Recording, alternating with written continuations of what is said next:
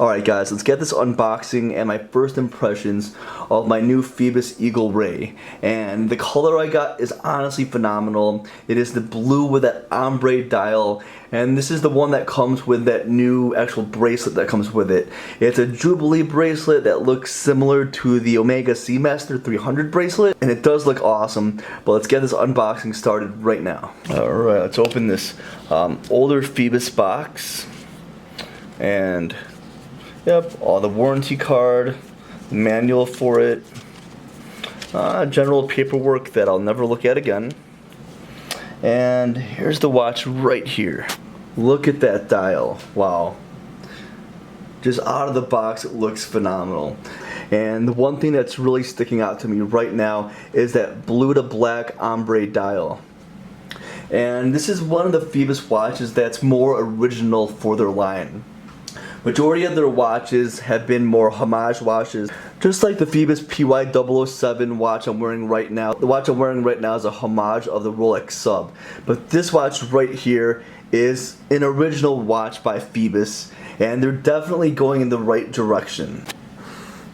Alright, so we'll pull this out of the box right now. And I did adjust this already for my wrist. I have the spare links in there, and wow. Like I said, this dial with a blue to black looks phenomenal. Everything looks great on here so far. Everything aligns perfect. The indices look great. And let me take it off this pillow really quick, and we'll get a closer look at this Phoibos Eagle Ray. Alright guys, now here's the Phoibos Eagle Ray. And just picking this watch up, it feels like quality, and we'll go over some general things I first noticed while picking up this watch and getting my first impressions of it. But really quick, we'll go over the dimensions of this watch. So the Phoibos Eagle Ray has a 41mm case diameter with a 47mm lug to lug. With that 47mm lug to lug, it'll fit a huge variety of wrist sizes, which is great. It also is 13.2mm thick. So feeling this watch right here, everything feels solid. And what really stands out to me is obviously the dial, but this bracelet as well. This is a Jubilee style bracelet, which I thought it was going to be a little bit more jangly, like most Jubilees are, but this is honestly solid. If you can hear that, you can't hear any jingling of this bracelet. It really is solid. And with the clasp of this, it says Phoibos on the back here. It's a double push button clasp. It comes out to this beautiful milled machine clasp right here, which looks really good. And this is a unique clasp for Phoibos, because their usual clasp is just a normal engineered milled clasp. This one has this different shape to it, and even though it is the double push buttons, when you close it, it really clicks down tight, so you know you will not lose this watch. Alright, so other specs with this. This does have a sapphire crystal. It is a double dome sapphire crystal with anti-reflective coating. And you can see it there. It is slightly domed, and let's see, it does have a blue dial, but in certain lighting, you could see the anti-reflective coating on this crystal. But like I said, this bracelet is solid.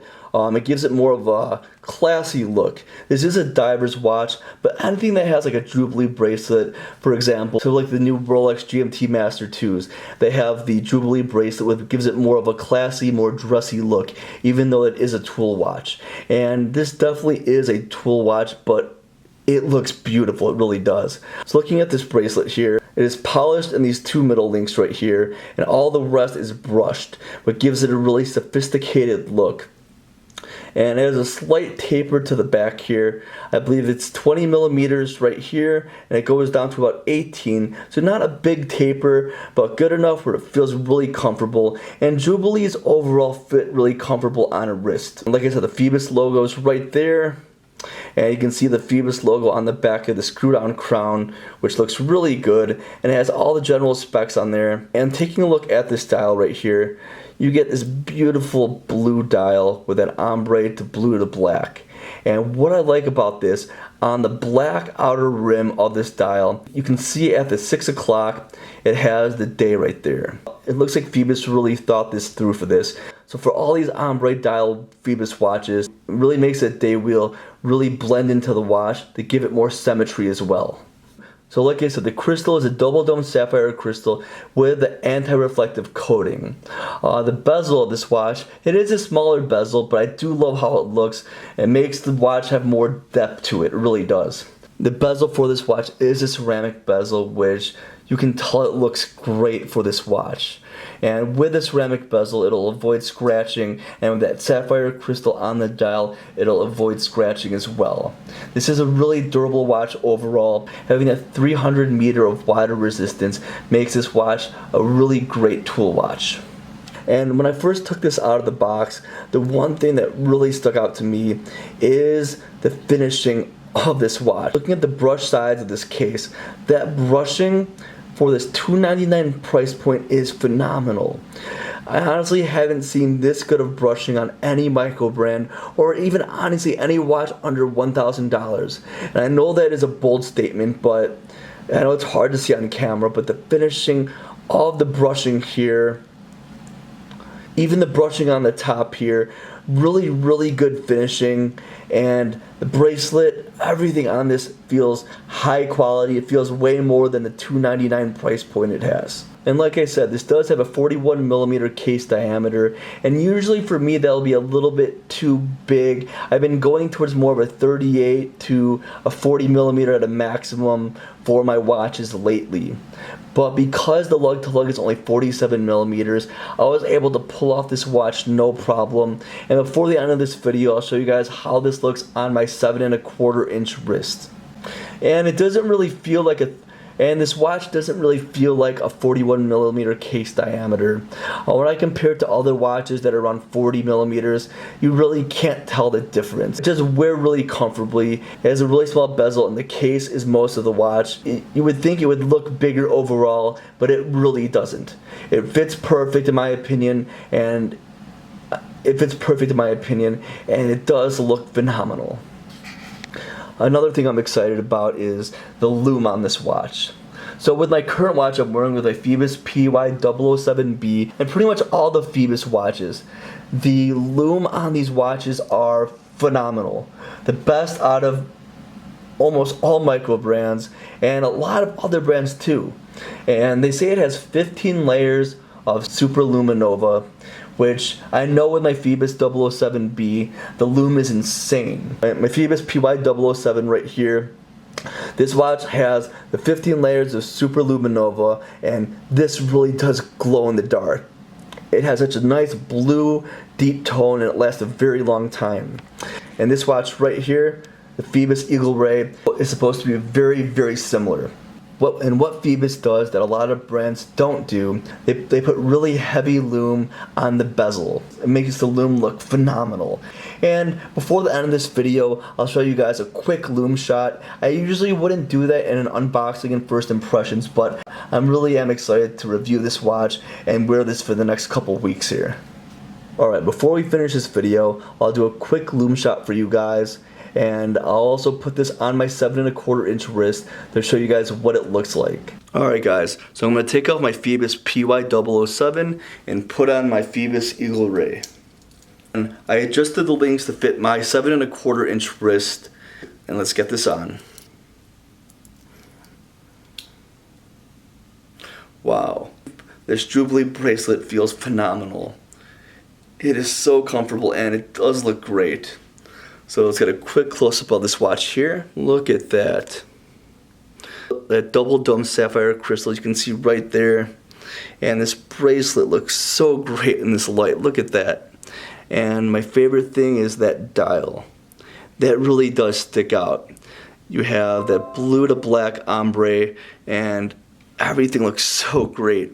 And I really think this is my favorite dive watch right now. Don't get me wrong, I love Rolex Submariner homages, and I do have to do a video of this Phoibos PY007 really soon. This watch really is great. This is my favorite Rolex homage. Alright, here's the watch, my 7¼ inch wrist, and with that 47mm lug to lug, it fits really comfortably and it fits nice. Because it's not a thick watch, it really lays nicely on my wrist. So we'll take a step back here, show you guys what the watch looks like far back. And as you can see, Usually 41 millimeters will be a little bit too big for myself. Then we'll get a quick Loom Shot of this Eagle Ray. And let's get the Phoibos Eagle Ray charged up here. And let's turn these lights off. And look at that. This loom looks phenomenal on this Eagle Ray. And I love how it has I love how it has strong loom on the bezel and all over the watches. And that's what Phoibos is honestly famous for. They do this to a lot of their watches as well. I'll actually charge up my Phoibos PY007 and I'll put it next to the Eagle Ray for comparison. Wow, look at the loom on both these watches here. And on the left is the Eagle Ray, on the right is the PY007, and they both look great. But looks like the watch on the right, the PY007 Phoibos, has definitely more superluminova. I charge both of them exactly the same, but also the PY007 on the right has more things that are loomed on there.